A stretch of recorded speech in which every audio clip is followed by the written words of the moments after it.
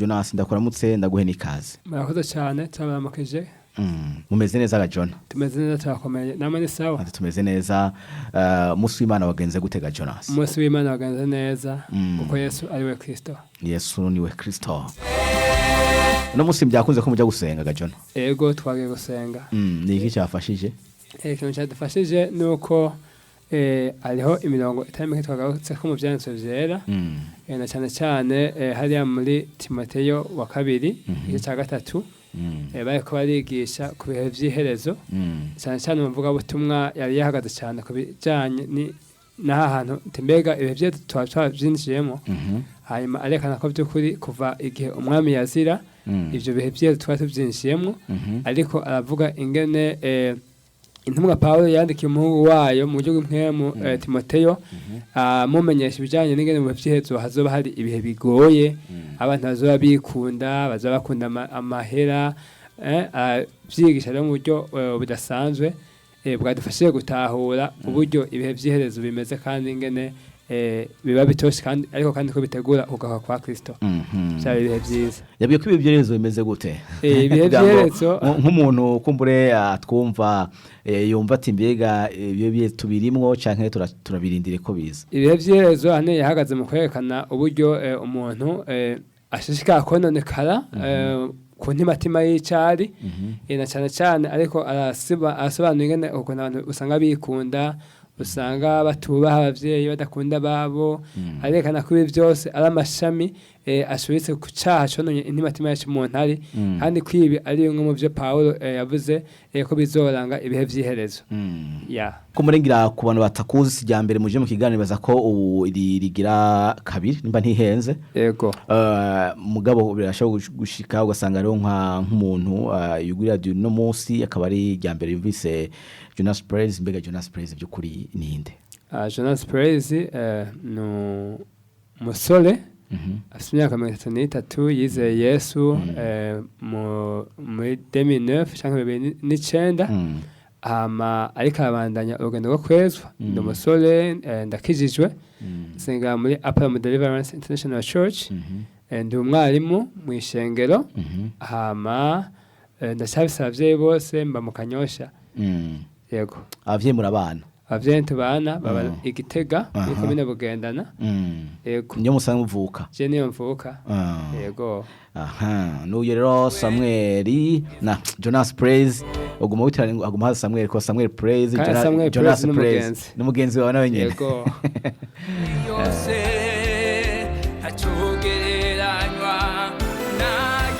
Kongo wakira kiza mu 2009 byagenze gute dusanga izi ntege gato ya Jonas? Kugira ngo nakire Yesu mwami n'umukiza nuko mu buzima bwanje bwo hepfo gato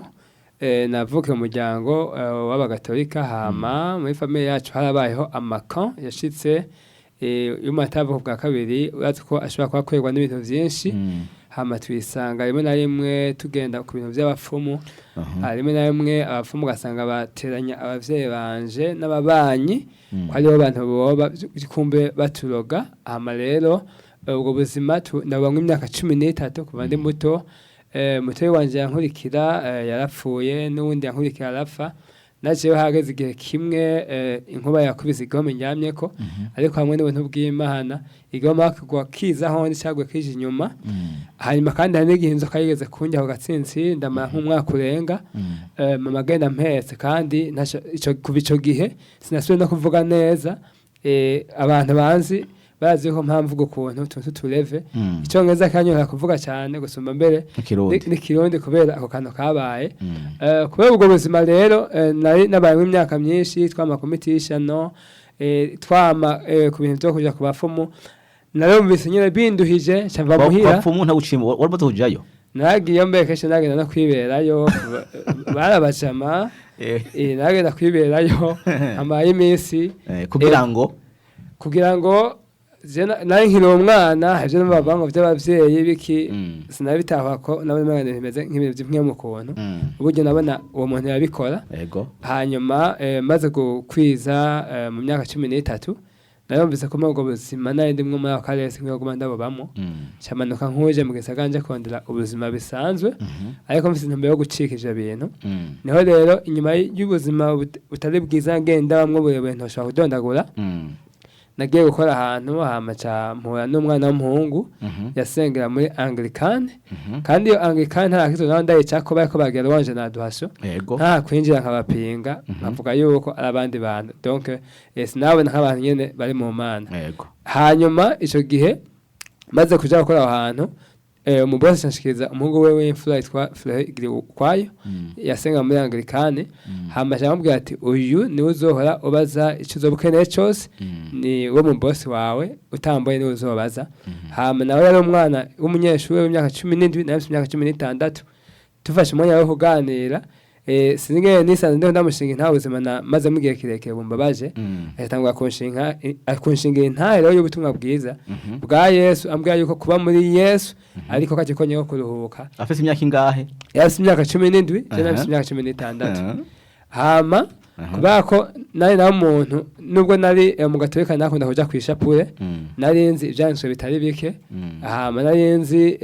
yuko nshobora gukizwa kubera ibikorwa ndamenye nk'umuhanga gato mugabo yakoresha cyane mu banyefeso kabiri hariya ku 8 arambwira ati Jonas wibaza yuko ushobora kwemerwa n'Imana kubera ko wavyiza ukora Imana ishobora kwemera habanamba abanza bafasha mu tanguriro ingene umuntu yononekaye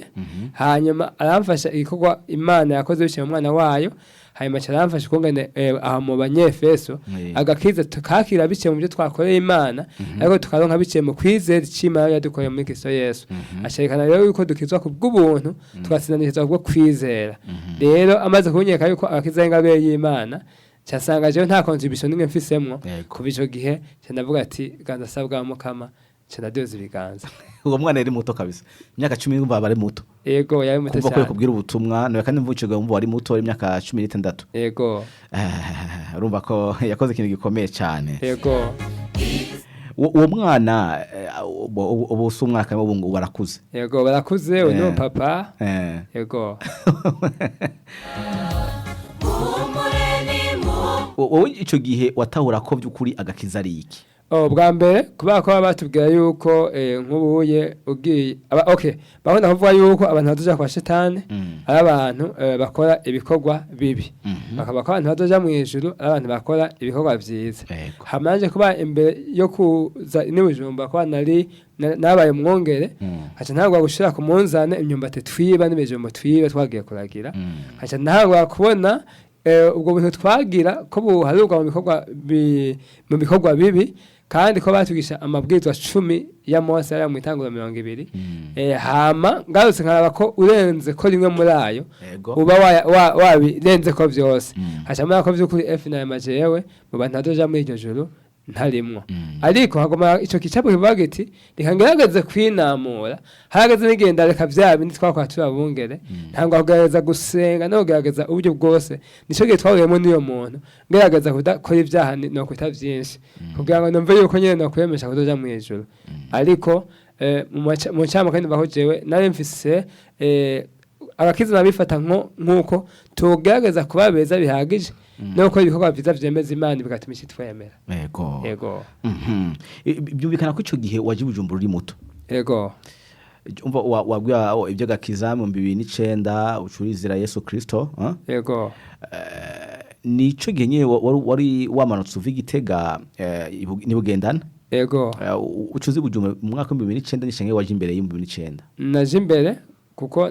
ico gihe nari maze imyaka irenga 3 mba aha mu gisagara cya Bujumbura naje mfite imyaka hagati ya 13 na 14 uje kurondera ubuzima naje kurondera ubuzima bisaba ko Jonas atigeze aronka amahirwe yo kuja ku ishuri je sinagiye ku ishuri kubw'ivyo ubwo buzima twakocanga muri famille ama bigatuma papa yawe muntu yarondeye ubuzima aho yageza ku baruguru hama rero uburyo yaronka kenshi acagenda ku depensa ariko arariha ibiguzi babapfumu babayeko basaba tuza kwisanga rero twagarutse ahantu ho hasi aho papa yisanga yagiye gukora ubuzinyene bwo mu nzu ibintu n'ivyoye nabanye bihava biranka mu nyuma bimaze kwa mu nyuma jewe ikintu nakoze kuba mama nabona ibikorwa ari byinshi inyuma akabayo batoyi banje kandi nkabona mama adashobora kubikora wenyene ca ndahebera mu ishuri mu mwaka wa gatatu ukagende kwitaho abankurikira no gufasha mama ibikorwa rero no kuvuga navuye ntazi no gusoma no kwandika ico gihe nagiye gusubira kwiga ivyo gusoma no kwandika n'ibindi bintu bitandukanye inyuma yo kwakira Yesu umwami n'umukiza w'ubuzima bwanje yego ico gihe ko muhana numva urimba indirimbo z'icongereza n'ibiki izo cyongereza ugiye ukimenya gute kandi by'ukuri utigizoja mu ishure kurumva ico gihe utagiye mu ishure nkabazi ko icongereza cirwa n'umuntu kumbura ashaka yaracize nk'ahantu sote mu ishure mu club makuri ko teza kufise intango y'ishure bisaba ko ico gihe Jonas ntigeze ahonyura mu ishure kubavuka jewe sinanya y'imyaka 3 gusa candavayo donc kuva mu wa mbere gushika mu wa gatatu yego ucuravayo wagiye kumenya icongereza gute Jonas maze kwiza Yesu ko ari we Kristo yafuye akazuka kubw'ivyaha vyanje kugira ngo tsindanishirizwe nabayeho ubuzima bwo gusomerwa ijambo ry'Imana Bibiliya uwo yambwiye ubutumwa twara abana yarafise mwitwariko imbere ko aja kwishuri tukabana ibihe byo gusenga avuyeyo akansomera Bibiliya rero ubwo buzima sinagushaka kubandanya mu muntu yizeye mwami Yesu nategeza kumenya icyo avuze mu ijambo ryaho kugira ngo ndashizere kiushize kunkiza no kunyeza rero cyenda musaba ko anyigisha gusoma no kwandika navyize anyigisha nka twasomene kandi naringeze kure ndibuka ico gihe nigira gusoma muri Bibiliya nyene n'abise Nouveau Testament yo muri Gatolika hama basha bamaga kuri Anglikane aho nasenga ati abantu batazosoma kwandika nibaze kandi namaze kugira notion naciye ngenda kuri Anglikane cyanda nonosora hanyuma inyuma y'ivyo nakunda kugira inzozi mbona mvuga ubutumwa za Amerika ahantu hatandukanye ibihugu bitandukanye byo kwisi izo nzozi nakunda kuzigira ukayibona ico gihe uzirose izo nzozi wazakiriye gute ukanuzi neza yuko by'ukuri byo ntazi atagiye mu ishuri kandi kuja muri Amerika aho hantu hose bisaba kuvuza izo ndimi cyane nk'icongereza tukuye mu yakivuga bwa kabiri afise akariro naregerewe umuntu yanyigisha yambwiye ubutumwa nawe nta cyongereza yarazi mugabo ndamubaza ngene bamukanya mu cyongereza binyigisha burya nabigiramwo nemeza abantu konzi cyongereza tashonze ariko naye mfise umutima wo kugomba kubimenya rero kubera ko numva ishimana ikiranganiriza kwitakihamagara gusa kuba uwurorera abandi ariko kwikihamagara gutwara ubutumwa hirya no hino ku isi nacengiye umutwaro wo kwiga icyongereza n'igifaransa n'izindi ndimi zashobora gushoboka mu nyuma hama numvise abagenzi banje bako bavuga ko banse umuntu abigisha icyongereza nawe ncanjamwo ngiyemwo turiga nk'amezi abiri je naringeze kuko nari mfise icyo ndarondera bo basha barabiheba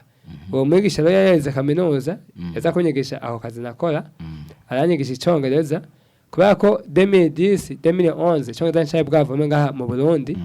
abanyeshuri bo kuri université ya kuri Lumière bakaza baje gutangarira umukozi wo mu nzu ico gihe avuga icyongereza ico gihe batangarira wewe yego bakasanga aho kazi akenshi kubera nanje nari yanjanze ndavuga ibintu nkaguma ndonde utuntu abantu batihuta kumenya kugira ndiko ndavuga ntibako karakariro yego yego rero ndavye mwigisha rero yakunda kunzana abantu bize ngo tuganire mu cyongereza ndavye ngene nyetse turahuza mvuga ibintu bagatakara bisha bintu yakuhaje binteye kuhaje ico gihe kubera ko nacenga abagenzi benshi bize nakunda kuba bako bavuga donc alors comme ça ibintu nivyoye kasha ntakara cyambwira mwigisha ati nkeneye kugira icyongereza igifaransa ashambwira ati igifaransa naco singa cha cyongereza wiga imisi ngahe ko meza naye ntago kuvuga icyongereza ati singa cha cyongereza hama shamvuga ati ivyo bigoye je ngo ndabigerageze hama ati igifaransa kiragoye ntaco ushobora yego nzi ndabe yuko ntabishobora muga nzi nigeragereze turatangwa turiga yaranyigisha rero imyaka ishika nk'itatu ine uwo mwigisha kandi ivyo yampaye haba mu cyongereza haba mu giswahili no mu gifaransa byaramfashije ndiza ko mu bihe bizoza abatumviriza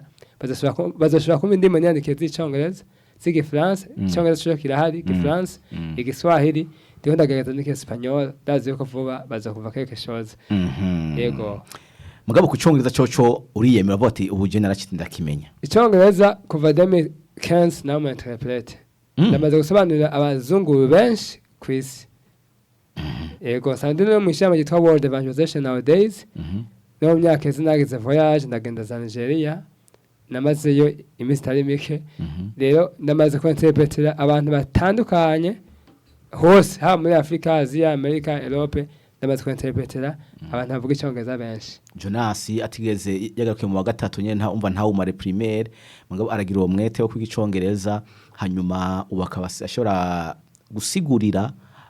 abandi bantu mu rugo rimwe rw'icongereza. Ego sivyo gusa ndamaze ko nka opportunity yo kuvuga ubutumwa mu cyongereza kandi ko ndabwira bene cyo abongereza nyene. Ego abantu rero benshi ku radio hari abantu bemera bumvise. Ego wotubwira ukuntu wakijijwe mu majambo make muri mi rw'icongereza. Praise God. My name is Jonas Praise Hatungimana. I'm from Burundi. It's a tremendous privilege to be here. I got born again in 2009 by God's grace. I met with my friend who was my boss's son, and as I was testifying to him about what had happened upon me, he took a time to testify to me about Jesus who died for my sins and rose again for my justification through faith in him. So as he helped me through the scriptures, we see in the book of Ephesians chapter 2 verse 8, which says, "For it is by God's grace you have been saved through faith, and this is not from you, it is the gift of God, not by works, so that no one can boast." So when I came to understand that we are not saved by what we do, but that we are saved by what God has done through his son Jesus Christ at the cross, Calvary, I came to believe, and I was saved and received the gift of the Holy Spirit. God bless you. Amen. Ni bamwita Jonas Praise. Ni Jonas Praise Hatungimana, numva ko ariko atubwira ukuntu yakijijwe, ukuntu yakiragakiza no kuntu bitakunze aja mu ishure, ariko kandi aragira umwete wo gushora kwiga indimi. Ubavuga ati haragezaho jewe Jonas Praise nshobora kuvuga ubutumwa mu cyongereza, nkabaza icyongereza, ati nkaba ndiko ndiga n'igifaransa n'igiswahili hamwe n'iki Espanyol. Bisigura ngo umuntu by'ukuri arashaka gushika ku ndoto yifuza mu gihe abishizemwo umwete.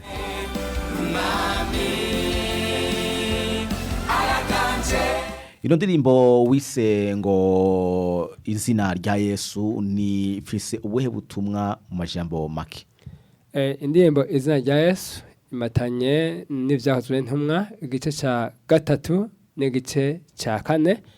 aho tubona umuntu yarasanzwe yicaye kw'iriba ryitwa Ryiza, hama Petero na Yohana baduze gusenga ku mwanya washinzwe, kirababona hama kirunamura amaso, kibanga amaso nkaho citeze ubutabazi kuri bo. Bamubwira bati twebwe ifeza n'inzahabu navyo dufise, ariko ico dufise tukiguha mu izina rya Yesu, haguruka. Ngo asharahaguruka, hanyuma yinjirana nabo gusenga. Donc yagiye anezerewe, asimba, ashima Imana kubwo agakiza itanze. Hama turabona yuko ba Petero basukuzira kino gikorwa bakoreshewe n'Imana, ariko barahagarara bavuga bati uyu muntu ahagaze yakize indwara kuko mu izina rya Yesu. Hama banavuga yuko atandi izina rihari ryo gukizwamo uretse izina rya Yesu. Rero ubutumwa bw'iyo ndirimbo butumbuye kwereka abantu yuko atandi izina twaho ryo gukizwamo, na cyane ko hariya muri Yohana 14:6 bavuga ngo Yesu niwe nzira n'ukuri, ntahoja kwa Data atamujanye, kandi ko ahantu havuga ngo niwe mwami w'ukuri. Byirefera ku bitabo by'isezerano rya kera, Samuel wa mbere, Samuel wa kabiri, abami wa kabiri, ingoma za mbere, ingoma za kabiri. Tubonamwo abami baganza muri Isirayeli, babanjwe amavuta muri iryo bango kugira ngo bakingire ihanga rya Isirayeli, barigwaniga abansi bayiteye ndetse bongere babiteho. Ariko tukabona ko abami bose batwaye batari batunganye, bari igitutu cy'umwami w'uko yari akwiye kuza, ari we Kristo, akanesha umwansi wacu Satani nk'umwami w'ukuri, ndetse agatora n'umuti w'ingorane y'icyaha kiduhanze. Rero ubutumwa buri muri ndirimbo ni ubutumwa by'ukuri buhishura ko Yesu wenyene agize izina twavuga ngo tushobore kwizwamo, kandi bishe mu kwizera iryo zina duhabwe ubuzima bushasha. Niyo no butumwa buri muri no ndirimbo muririmbyi Jonas Praise. Gukizwa kwakira Kristo hamwe no kwiga bifitiye akahe kamaro kukizwa cyane ku muntu akorera Imana? Bwa mbere gukizwa bifitiye bifise akamaro ku muntu uwo ari we wese, kubera ko umuntu akurwa mu rufu rw'ibihe byose agashyirwa mu buzima bw'ibihe byose akurwa mu rubanza n'ishavu n'uburake vy'Imana irakira abayicumuyeko agashyirwa mu rukundo n'ubuntu n'agakiza k'ibihe byose rero gukizwa bifitiye akamaro umuntu wese ari ku isi uhawe ubwo bwo kuvuka bwa kabiri ni igitangaza bagiriwe hama kwiga birafise akamaro kubera ko no mu buzima bwo gukizwa arabyo byatumye jewe niga ndonda gusubira kwiga nubwo nari nkuze kwiga birafise akamaro haba no mu buzima bwa Kristo kubera ko kugira ngo twamaze ubutumwa kugira ngo dushobore kwiga n'iyo jambo ry'Imana mu buryo butomoye kandi butahuritse turakeneye kumenya indimi zitandukanye igifaransa icongereza ndetse tukaganira mu kigiriki n'igiheburayo kugira ngo tugende gusoma ijambo ry'Imana muri za ndimi nyene Bibiliya yanditswemo rero kwiga Imana yakeneye abantu bize kugira ngo ishobore kubakoresha kuko tunakora muri monde intellectuel ni vyiza yuko rero